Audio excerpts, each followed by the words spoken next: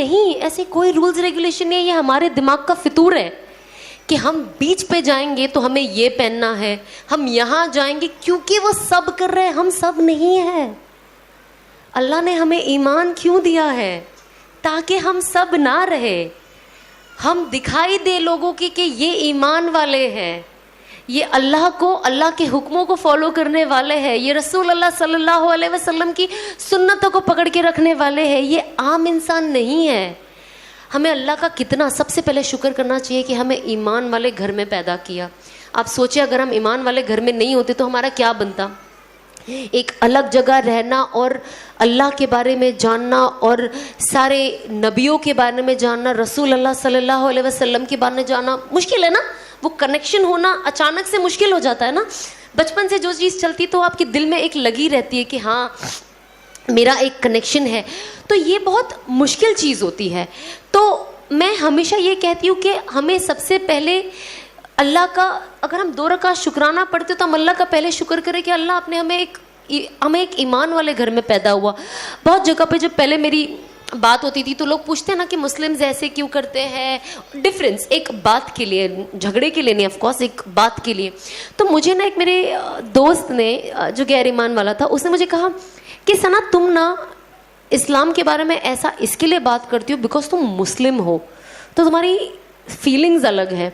मतलब मैं पहले से ही ना बहुत जलाली हूँ, मतलब कुछ भी हो जाए। मैंने कहा भैया मैं बिल्कुल गलत हूँ, पर आप इसका ये मतलब नहीं कि आप इस्लाम के लिए कुछ भी बोल सकते हो, ये मुझे सुनना गवारा नहीं है। लेकिन क्या हो रही थी ना, मुझे ऐसा लग रहा था मैं दोगली लग रही हूँ कि मुझे इस्लाम को ऐसे पकड़ के रखना और बताना ये गलत नहीं है। अगर इस्लाम गलत नहीं है तो मैं क्यों गलत जा रही हूँ? अगर जब हम बोलते हैं ना, अगर हमसे कोई गलती होती है तो हमारे माँ बाप को दोष ना दे। कहते हैं ना घर में माँ बाप ने कुछ नहीं सिखाया, यार गलती हुई तो हमसे दो, पर कैसे नहीं दे माँ बाप को दोष? वो कहीं ना कहीं आपके माँ बाप के नाम पे जाता है ना। कहते हैं ना घर के हर लड़का लड़की माँ बाप की इज्जत है। तो इसी तरीके से इस्लाम हमसे कनेक्टेड है। हम ये नहीं बोल सकते कि अगर मैंने ये किया तो इस्लाम को दोष नहीं, तो नहीं, आप रीजन बन रहे हो इस्लाम का नीचे आने का, और जाहिरी तौर पे उसका एक गलत पोर्ट्रेल हम खुद दे रहे। आज की तारीख में कोई नहीं बोलना चाहता है मैं गलत हूँ, हर इंसान कहना चाहता है नहीं मैं सही हूँ, ये सही है, या मेरे से गलती हो रही है, लोगों से हो रही, मुझसे कुछ नहीं हो रही। भाई मैं तो बहुत एकदम नेक हूँ, एकदम स्ट्रेट हूँ। तो ये हमें सबसे पहले एक्सेप्ट करना है कि हम गलत है। तौबा का सबसे पहला मयार क्या है? किसी भी चीज़ की तौबा का पहला ये मयार है कि हम एक्सेप्ट करें कि हम गलती कर रहे हैं। दूसरा, हम रोकें कि हम ये गलती अब आगे ना करें, और कोशिश करें कि इस चीज़ को हमारी ज़िंदगी से हमेशा के लिए निकाल लें, और मरते दम तक का उसके ऊपर इस्तग़फ़ार करें। ऐसा नहीं है कि अच्छा हमने तौबा कर ली, अब हमने ज़िंदगी बदल ली, अल्लाह बेशक माफ़ करने वाला। अल्लाह कहता है ना जब आपने तौबा कर ली तो आप ऐसे जैसे आप न्यू बॉर्न बेबी हो, जैसे आप अभी पैदा हुए हो। लेकिन मैं अपने तरफ से ये कहूँगी, तो भी आप मरते दम तक उस चीज़ पे इस्तग़फ़ार करते रहिए कि अल्लाह मैंने ऐसा किया, मैं इसके ऊपर शर्मिंदा हूँ। मैं आज भी अल्लाह को कहती हूँ कि अल्लाह आपने मेरी बेशक तौबा कबूल की। जो मैं पढ़ती हूँ मैं यकीन रखती हूँ ना कि अल्लाह बेशक जो कहा है अल्लाह वो तो करेगा ही, तो अल्लाह मुझे माफ़ करेगा ही। लेकिन तो भी मुझे अल्लाह से मांगना है कि अल्लाह मुझे जो भी मैंने गुनाह किया है मुझे माफ़ कर दे। आज जब मैं बाहर लोगों को देखती हूँ कुछ दूसरी हालत में, जहाँ से शायद मैं आई हूँ, शायद कि ऑफकोर्स वहाँ से आई हूँ, उस मेरा हुलिया भी वैसा था, तो मैं जब भी देखती हूँ सबसे पहले दुआ करती हूँ कि अल्लाह अल्लाह तेरा लाख लाख शुक्र है कि तूने मुझे हिदायत दे दी, मुझे बदल दिया। अल्लाह इसे भी हिदायत दे दे जिसे मैं देख रही हूँ। और एक तरफ से एक डर दिल में वो रहता है कि यार अगर आपने मुझे हिदायत नहीं दी होती तो आज ये मैं होती, इसकी जगह पे मैं होती, और ऐसी मैं किसी और को दिखाई देती। पता नहीं ऐसे कितने लोग हैं जिन्होंने मुझे देख के दुआ करी होगी कि अल्लाह इसे हिदायत दे दे। हम देखते ना, आज जब मैं देखती हूँ लोगों को इंस्टाग्राम पे, फ़ोन पे, सबसे पहली दुआ मेरी यही निकलती कि अल्लाह इन्हें हिदायत दे दे, इनके दिलों को खोल दे, इनके दिमागों को खोल दे, वरना ये नहीं समझेंगे कि इनका कितना भारी नुकसान है, और ऐसा नुकसान जो ये कभी भरपाई नहीं कर पाएंगे। मैं आपको एक छोटा सा वीक स्टोरी सुनाती हूँ, मुझे नहीं पता है कितना सच है, बट ये स्टोरी है। ये स्टोरी अगर हम सुने और इसे अपने फ़ायदे के लिए यूज़ कर ले।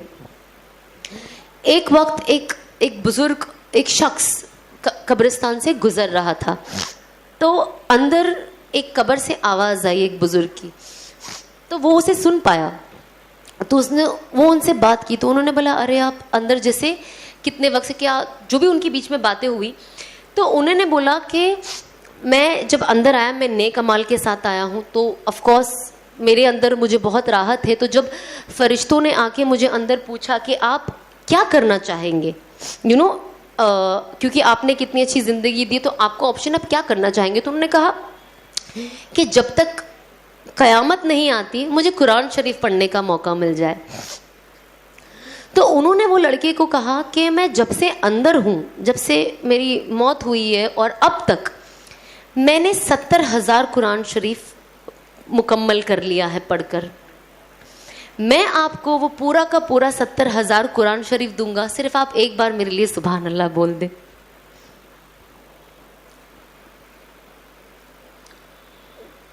इसका मॉरल ऑफ द स्टोरी ये है कि एक जिंदा इंसान का एक सुभान अल्लाह,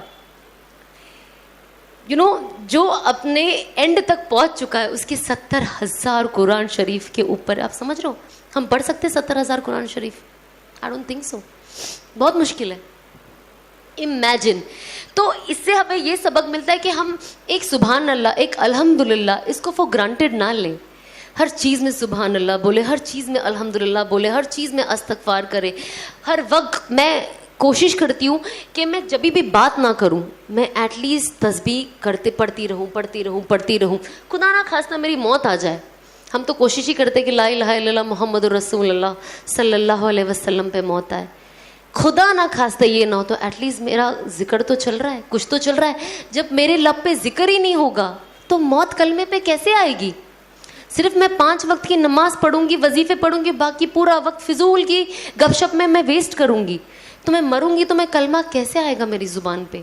जो छोटी छोटी स्टोरीज हम सुनते हैं, हमें पता चलता है कि इसीलिए चीज़ें दिल से करो। जब हम दिल से और यकीन से करते हैं ना, तो अल्लाह वो चीज़ हमारे अंदर डाल देता है। तो जब मैं ये छोटी छोटी स्टोरी सुनती हूँ ना, मुझे नहीं जानना है कि ये कितनी स्ट्रॉन्ग है, कौन से बुक में, भैया इससे मुझे फ़ायदा क्या होता है? मेरा फ़ायदा ये कि मैं इसे दिल से सुनूँ और इस पर अमल करूँ। हमें हर चीज़ से क्या करना है, अपना फ़ायदा लेना है, ना कि बहस करना है। ऑफ कोर्स कुछ चीज़ें जानना, पढ़ना, समझना बहुत ज़रूरी है। ऐसा नहीं कि हम अंधाधुंध जो बोल रहे हैं बस वो करते जा रहे, बेशक आप समझें, बट उसके अलावा कभी कभी होता है ना कि अल्लाह के बारे में ही बोलना है ना, अल्लाह का ही कलमा पढ़ना है, कुरान की आयत पढ़नी है, क्या होगा उससे? फ़ायदा ही होगा ना। किसको नुकसान हुआ है दुनिया में कुरान की एक आयत पढ़ के? किसी को नहीं। कुछ लोग कहते हैं ना, अच्छा असर के बाद ये पढ़ना है, इसका आप रेफरेंस नंबर दीजिए। मैं डालती हूँ ना इंस्टाग्राम पे, इसका रेफरेंस नंबर दीजिए, कि भाई मत पढ़ दूँ मन में ऐसे होता है। तो आप एक इंसान, सबसे वीक से वीक इंसान सोचे यार, जो भी होता है कुरान शरीफ है ना, फ़ायदा ही देगा। कुरान ने किसको दुनिया में नुकसान दिया है? सिवाय फ़ायदा के कुछ नहीं दिया है। तो हमें हमारा दिमाग थोड़ा ओपन रखना है। आज आप इतनी माशाल्लाह से इतनी जवान लड़कियों को मैं यहाँ देख रही हूँ, हम फ्यूचर जनरेशन है, आज का यूथ है, तो हम कोशिश करें कि हम लोगों को इंस्पायर करें। लोग जवानों को देख के जल्दी इंस्पायर होते हैं ना, क्योंकि लोगों की नज़र में ये, आप कितनी भी परहेजगार, इबादतगार बुजुर्ग को देखो, वो असर नहीं होता है जो एक परहेजगार जवान को देखकर होता है। क्योंकि कहते हैं ना, जवानी में ही तो नफ्स होता है ना, हर वो बुरी चीज़ करने के लिए शैतान आपके अंदर डालता रहता है जिससे अल्लाह नाराज़ होते हैं। चाहे बेपर्दगी हो, चाहे हस्बैंड एंड वाइफ में लड़ाई कराना, कभी कभी ऑफ कोर्स देखो डेफिनेटली सबके रिलेशन अच्छे होते हैं, पर छोटी मोटी नोकझोंक सबकी लाइफ में होती है। कोई परफेक्ट नहीं है, कोई परफेक्ट नहीं है। हर किसी की अगर आपको ऐसा लगता है कि किसी की ज़िंदगी में कुछ भी नहीं हो रहा माशाल्लाह से, लोग, ये ख्याली पुलाव है, ये बिल्कुल भी नहीं होता है। हर किसी की लाइफ में आपको मैं भी बहुत क्यूट प्यारी लगूंगी, मेरे भी डिफरेंसेस है होते, पर अच्छा इंसान क्या है, इमिजिएटली सॉल्व कर दे। हाँ, थोड़ा 5-10 मिनट बात हुई, बाद में अरे यार प्लीज़ मुझे माफ़ कर दो, गले लगा ले, हदिया दे दे, मोहब्बत की नज़र से देख ले, बातें कर ले, माफ़ी मांग ले। आई थिंक वही एक अंदर होना चाहिए, क्योंकि शैतान तो चाहेगा ना। मैं नहीं चाहती हूँ शाम को ये इबलीस का बच्चा जाके वहाँ बैठे, छोटा शैतान इबलीस की महफिल में, और मज़े ले के मैंने मियाँ बीवी में झगड़ा लगा दिया। वही होता ना, शाम को ना ऐसी ही महफिल जमती है। आई एम श्योर आप सबने सुना होगा, जिनको नहीं पता उनके लिए कि शाम को ना इब्लीस ऐसी महफिल लगा के बैठता है, ऐसे छोटे छोटे सब शैतान, छोटे बड़े सब बैठे होते हैं। तो कहता है अच्छा तुमने क्या किया? मैंने ना आज इस बंदे को चोरी करवाया। अच्छा ओके व्हाटएवर। आपने क्या किया? मैंने ना इससे झूठ बुलवाया, मैंने ना इससे डाका दिलवाया, मैंने ना इसको ना ये बदजुबान होकर इसका इंसल्ट किया, ये पीछे से एक चिंटू सा शैतान हाथ उठाता है ऐसे, तुमने क्या किया? मैंने ना मियाँ बीवी में झगड़ा लगाया। वो शैतान इब्लीस उसे कहता है तुम आगे आओ, आगे आओ, और उसको सबसे ऐसे वीआईपी सीट में बिठाता है। बोलता है ये इसने कुछ काम करके आया है। ये क्यों कहता है? क्योंकि जब हम झूठ बोलते हैं ना, कभी कभी अच्छा मैंने आपसे बोल, मेरा जाती मामला होता है, ठीक है, बहुत सारे जो हम गुनाह करते हैं वो हमारे जाती मामला होता है, लेकिन मियाँ बीवी में जो झगड़ा होता है ना वो नस्लों का मामला होता है। उसमें सबसे ज़्यादा नस्लें खराब होती है। मियाँ बीवी छोड़ दे एक दूसरे को, अल्लाह माफ़ करे, बट अलग हो जाते, बच्चों का फ्यूचर खराब। वो झगड़ा बच्चे देखते, बच्चे भी, अगर हस्बैंड मारने वाला होता है या बीवी ज़बान लड़ाने वाली होती है तो बेटा बेटी यही सीखते हैं। तो ये नस्लों को ख़राब करता है। नस्ल थोड़ी ना मेरे बाद ख़त्म हो जानी है। मेरे बेटे ने अगर लड़ाई सीखी, उसका बेटा भी वही सीखेगा, उसका बेटा भी, अनटिल अनलेस अल्लाह ने किसे हिदायत दे दी। बट जो एक दिखता है वो तो यही दिखता है ना कि ये कैरी फॉरवर्ड हो रहा है चेन। तो ये चीज़ होती है। तो हमें कोशिश करना चाहिए, एटलीस्ट जितने लोग मैरिड है, झगड़ा होता है, डिफरेंसेस होते हैं, नो प्रॉब्लम, बट इमीडिएटली बना लो। शाम की महफिल सजने ना दो अब इब्लीस की इस चीज़ को लेकर। मतलब मैं चाहती हूँ कि मन में ऐसा लगता है कि कोई ऐसा हो ही नहीं जो जाके बोले कि मियाँ बीवी में झगड़ा लगा, क्योंकि मियाँ बीवी की मोहब्बत सबसे, अल्लाह ने सबसे ज़्यादा कसमें कुरान में मियाँ बीवी की मोहब्बत की खाई है, ना कि माँ बाप की, ना कि रिश्तेदारों की, ना कि किसी और की, बट मियाँ बीवी की मोहब्बत की कसम खाई है कुरान में। तो आप सोचिए कि मियाँ बीवी की मोहब्बत कैसी है। कहते हैं ना कि क़यामत के बाद भी जन्नत में मियाँ बीवी का साथ है। बेशक माँ बाप को आप देखोगे हाय हेलो करके आप अपना निकल लोगे, लेकिन आप अपने शौहर और शौहर अपनी बीवी के साथ ही रहने वाला है। तो ये एक ऐसा रिश्ता है जो कयामत, मतलब वो चलता ही रहना है। जो जन्नत चले गया तो नेवर एंडिंग ज़िंदगी है ना, वो तो फॉर एवर है, वो तो चलती ही रहनी है। तो हम कोशिश करें कि वो ज़िंदगी हम अपनी बेहतर बनाएं। क्योंकि कहते हैं ना, मैंने बहुत अच्छी बात सुनी जब शुरुआत में होता था ना, हम ऐसी जनरली मस्ती होती है, अच्छे आदमी को क्या है, आपको तो यार 72 हूर मिलने वाली है, मतलब क्या है तुम्हारा, तो मतलब यहाँ पे भी हम फरमा बरदार बीवी, वहाँ पे 72 हूर भी, मतलब लड़कों के ही मज़े है। तो फिर वो कहते हैं ना हाफ नॉलेज इज़ डेंजरस, ये मसला था। अब हमको इतना ही पता, और बेचारे दूसरे भी हमको ये कहते रहते ना, तो इतना ही पता। फिर जब मैंने जानना दीन के बारे में शुरू किया तो मुझे पता चला कि जो ईमान वाली औरतें होगी ना, जो परहेजगार औरतें होगी, वो हूर से भी 70 गुना ज़्यादा खूबसूरत होगी। अब ये तो बात बहुत कम लोग करते, तो हमारी लड़कियों के नॉलेज में ही नहीं है ये। तो मुझे पता चला अच्छा परहेजगार औरतों को अल्लाह सोचो और 70 गुना ज़्यादा खूबसूरत कर देगा। तो परहेजगार लोगों के लिए अल्लाह ने इतनी चीज़ें बनाई है, इतनी चीज़ें बनाई है आखिरत में कि हम ना सिर्फ सोचते रह सकते, लेकिन हम उसके एंड तक नहीं पहुंच सकते कि हमारे लिए अल्लाह ने क्या क्या रखा है। तो हम कोशिश करें कि हम जो भी करें, हमारी नीयत सिर्फ ये होनी चाहिए कि बस हमें अल्लाह को राज़ी करना है। अगर अल्लाह राज़ी तो अल्लाह मखलूकों के दिल में भी आपके लिए मोहब्बत रख देता है, और अगर मखलूक राज़ी तो दुनिया के तो काम बन ही जाएंगे ना। अगर आज आप लोग मुझसे मोहब्बत करते, अगर आज मैं आपको बोलूँगी मेरा एक काम कर दो, तो आप कर ही दोगे ना। मैं आपसे मोहब्बत करती हूँ, आप मुझे बोलोगे सना ये कर दो, मैं कर ही दूंगी। तो अल्लाह जब मखलूकों के दिल में अल्लाह मोहब्बत पैदा करता है ना, वो नेवर एंडिंग मोहब्बत है, वो कभी ख़त्म नहीं होगी जब तक अल्लाह नहीं चाहेगा कि ये मोहब्बत ख़त्म हो। तो हम हमारे दिल में ये लेकर चले और ये यकीन करें कि सब कुछ करने वाला सिर्फ अल्लाह है और कोई नहीं है। हम सब ये मानते अल्लाह करते आए हैं, अल्लाह कर रहे हैं, आगे भी अल्लाह करेंगे, पर हमारा तवक्कुल नहीं है उस पर। हम थोड़े से ना डगमगा जाते, वीक हो जाते, कोई मसला नहीं है, इंसानी फितरत है, ये होता है। लेकिन क्या करना है, अगर हम जहाँ पे भी, ये शैतानी वसवसा है ना, तो जहाँ पे भी हम थोड़ा सा ऐसे डगमगाए, हमें कोशिश करना नहीं नहीं नहीं ये बिल्कुल गलत है, ये शैतान मुझे वसवसा दे रहा है, मुझे सीधा चलना है। तो जब मैंने अपनी लाइफ चेंज करना शुरू किया ना, तो अनस ने मुझे दुआ सिखाई, बहुत खूबसूरत दुआ है, आई एम श्योर बहुत लोगों को आती होगी, पर मैं तो भी बोलना चाहूँगी। उन्होंने मुझे दुआ सिखाई, या मुकल्लबल कुलूब तब्बित कल्बी अला दीनिक। इसका तर्जुमा, ए दिलों को फेरने वाले, मेरे दिल को तेरे दीन पे जमा दे। और मैं हर वक्त जब नमाज़ पढ़ती हूँ, सजदे में रहती हूँ, तो मैं हमेशा ये दुआ पढ़ती हूँ, या मुकल्लबुल कुलूब तब्बित कल्बी अला दीनिक, ए दिलों को फेर। मैं तर्जुमे के साथ पढ़ती हूँ क्योंकि तर्जुमा में ना, क्योंकि हमें उर्दू समझ में आती है तो उर्दू जल्दी से दिल में बैठ जाती है, तो मैं तर्जुमे के साथ बोलती हूँ कि ए दिलों को फेरने वाले, मेरे दिल को तेरे दीन पे जमा दे, मेरे दिल को तेरे दीन पे जमा दे। क्योंकि अल्लाह ही हमारे ईमान की हिफाजत कर सकता है ना। हम तो फ़ोन भी नहीं संभाल सकते, चाहे 1 लाख का फ़ोन क्यों ना हो। घूमता है कि नहीं हमसे सामान, कभी सोना घूम जाता है, कभी फ़ोन घूम जाता है, कभी कपड़े घूम जाते हैं, कभी ये घूम, हमसे कुछ ना कुछ घूमता है। जब हम इतनी इतनी चीज़ों की हिफाजत नहीं कर सकते, आपको लगता है हम ईमान की हिफाजत कर सकते हैं? तो इसीलिए हमें अल्लाह से हमेशा कहना चाहिए कि अल्लाह मैं तो कुछ नहीं कर सकती हूँ, आप ही कर सकते हो, तो प्लीज़ मेरे ईमान की हिफाजत भी आपके हाथ है, पर मेहनत करना मेरा काम है। तो हम कोशिश करें कि जो असबाबी इख्तियार अल्लाह ने दिया है ना वो हम करें, बाकी गैबी तो अल्लाह कर ही रहा है, बस हमें यकीन होना ज़रूरी। तो हम ये सोचें। और एक मैं छोटी सी टिप आपको दूंगी जो मैं करती हूँ, क्योंकि मुझे ऐसा लगता है शैतान कभी भी कहीं से भी आ सकता है। जब ऑफकोर्स जब मैं यहाँ पे भी आई तो आयतुल कुर्सी पढ़ ली कि भैया होता ना कभी आपको भुला दे कुछ बात करने के लिए, अभी आपके दिमाग में कुछ आ नहीं रहा है, आपसे कुछ गलत निकल जाए, तो आप ये बस ये कोशिश करें एवरी डे हम सबसे कुछ ना कुछ ऊंच नीच होती है, ठीक है, जो गलत होता है और जो कहीं ना कहीं अल्लाह को नाराज़ करता है। अब कभी कभी हमको पता नहीं होता है कि क्या है, कभी कभी पता होता है। तो अल्लाह से सिर्फ आप कोशिश करें इशा के बाद जब भी मैं हमेशा दिन के आखिर में कोशिश करती हूँ कि मैं करूँ, आप कोशिश करें कि बस आप 2 रकात नफिल पढ़े और नियत करें कि अल्लाह 2 रकात नफिल नमाज अदा करती हूँ, मुझे मेरे नफ्स से और शैतान के वसवसे से बचा। क्योंकि हमें सिर्फ शैतान के वसवसे से नहीं, अपने नफ्स के वसवसे से भी बचना है। कभी कभी शैतान अपना काम करके अपने अंदर इतना घुल जाता है कि अब वो है भी नहीं, पर हमारा नफ्स उससे भी बड़ा शैतान बन चुका है। तो हमें अब अपने नफ्स पे भी काबू करना है।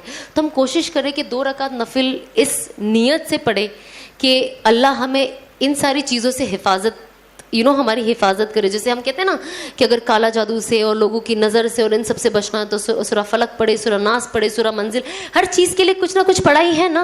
तो हम कोशिश करें कि एटलीस्ट ये एक्स्ट्रा 2 रकात ना आप अपनी नफ्स के लिए और शैतान के लिए एकदम फिक्स कर दे कि ये तो पढ़ना है जिससे मैं इससे दूर रहूं।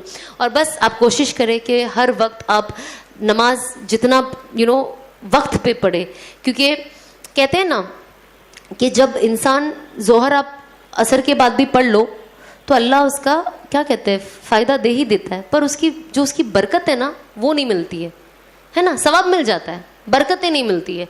तो हम कोशिश करें कि जो चीज़ जो वक्त पे की गई है ना वो टाइम पे करें, ताकि हमें सवाब भी मिले और उससे जो फ़ायदा है हमको वो भी मिले। तो हम कोशिश करें कि नमाज के पाबंद बने। आपकी ज़िंदगी नमाज ही बदल सकती है, ट्रस्ट में, और कुछ नहीं बदल सकता है। अगर लोग कहते हैं ना देखो यार ये मतलब ये करती है, सिर्फ नमाज 5 टाइम पढ़ती है, आप उन लोगों के बातों में मत आना, ये बातों से आप दूर रहना, क्योंकि आपको नमाज ही बदलेगा। नमाज आपके दिल में नरमी लाएगा और आपको सही रास्ते पे लेके जाएगा। अजान हो रही थी इसलिए रुक गई। वैसे भी मैं आपका 5 मिनट का वक्त दूंगी क्योंकि मैंने जस्ट बोला कि नमाज वक्त पे पढ़ो। मैं नहीं चाहती हूँ किसी की नमाज मेरी वजह से लेट हो जाए। तो बस मैं यही कहूँगी कि हम कोशिश करें। आई एम श्योर आप सब आप मेरी नज़र में आप सब मुझसे बहुत बेहतर हो, ट्रस्ट मी। मैं यहाँ पे अल्लाह जानता है अगर मैं झूठ बोल रही हूँ तो लेकिन ये सच बात है कि मुझे आप सबको देखकर और आप जैसी बहनों को देखकर लाइफ में हमेशा मोटिवेशन मिला है। और मैंने हमेशा अल्लाह से कहीं ना कहीं दुआ की है कि मुझे आप जैसा बना दे। और आज मैं देखती हूँ कि अल्लाह मुझे उस जर्नी के बहुत करीब ला रहा है। और मैं अपने आप को एवरी डे देखती हूँ कि मैं अल्लाह से हमेशा कहती हूँ अगर मैं कल एकदम बेस्ट नहीं बन पाऊँ ना तो एटलीस्ट मेरे गए हुए कल से आज मुझे थोड़ा बेहतर बना देना। तो मैं देखती हूँ, मैं एटलीस्ट ये फील करती हूँ कि मैं पहले से ना थोड़ी थोड़ी और बेहतर बनते जा रही हूँ। इंशाल्लाह मैं आप जैसी भी बहुत जल्द बन जाऊँगी। बस आप लोग मुझे हमेशा हमेशा दुआओं में याद रखें, मेरे घर वालों को याद रखें, अल्लाह से दुआ करें कि मुझे इस्तिकामत मिले। और जिस किसी बहन को देखे जो गुमराह है उसे जज ना करे, अपने शैतानी दिमाग के घोड़े ना दौड़ाए और उन्हें जज ना करे कि होता ना जनरली, क्योंकि हम नेक हो जाते हैं और हम पर्दे वाले हो जाते हैं तो हर इंसान जो पर्दा नहीं करता है हमें वो जहन्नमी लगता है और हम जन्नती फील करते हैं। तो आई थिंक हम कोशिश करें कि हम अल्लाह से दुआ करें कि अल्लाह, इनको हमारी इनकरेजमेंट की ज़रूरत है, हमारी तानों की ज़रूरत नहीं है। तो हम कोशिश करें, क्योंकि नफ़रत से और तानों से किसी की ज़िंदगी नहीं बदली है, वो सिर्फ और डिप्रेशन में गए और गलत रास्ते पे गए, पर मोहब्बत से बदली है। तो हम कोशिश करें जो इस्लाम का सही तरीका है दावत का वो दे, मोहब्बत से दे। ज़रूरी नहीं है मैं किसी को बोलूँगी आज तुम हिजाब ले लो वो कल ले ले, वो वक्त लगाएगा अपना, कोई मसला नहीं है। हमारा काम है दावत का, हमारा काम है बोलना, हिदायत देना अल्लाह के हाथ में। बट आप कोशिश करें कि आप उसे बेहतरीन तरीके से पेश करें और अपने बहनों को आसपास दीन की बातें करें। घर में कोशिश करें, कुछ नहीं तो एटलीस्ट आधा घंटा 20 मिनट की तालीम करें। और अगर आपको लगता है तालीम थोड़ी मुश्किल है, अब आप अपने भाभी, देवरानी, ननद, जो भी आपके आसपास हो, बच्चे, चाहे छोटे बेटे, बड़े बेटे, जो भी हो, आप कोशिश करें जब मौका मिले ना कोई अच्छी बात उन्हें बता दे। क्योंकि जब वो सुनते रहेंगे सुनते रहेंगे सुनते रहेंगे, घर का माहौल जो होगा उनकी आदत फिर जाके वैसी ही होगी। तो आप बस अपना काम करो और अल्लाह से दुआ करें कि मैं जो भी कह रही हूँ ना, अल्लाह इन्हें इनके दिल में उतार दे, क्योंकि इससे इनका ही फ़ायदा है। ऑफकोर्स अगर ये लोग ने वो सुन लिया तो शायद मेरा भी मगफिरत का वो एक हिस्सा लग जाएगा।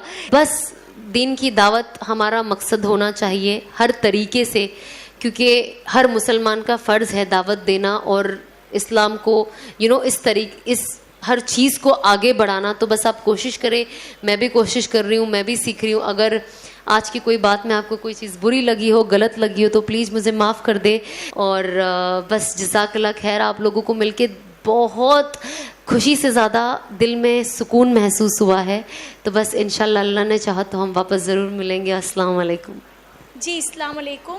देखिए, हम सबका मकसद जो था ना, वो दीन की बात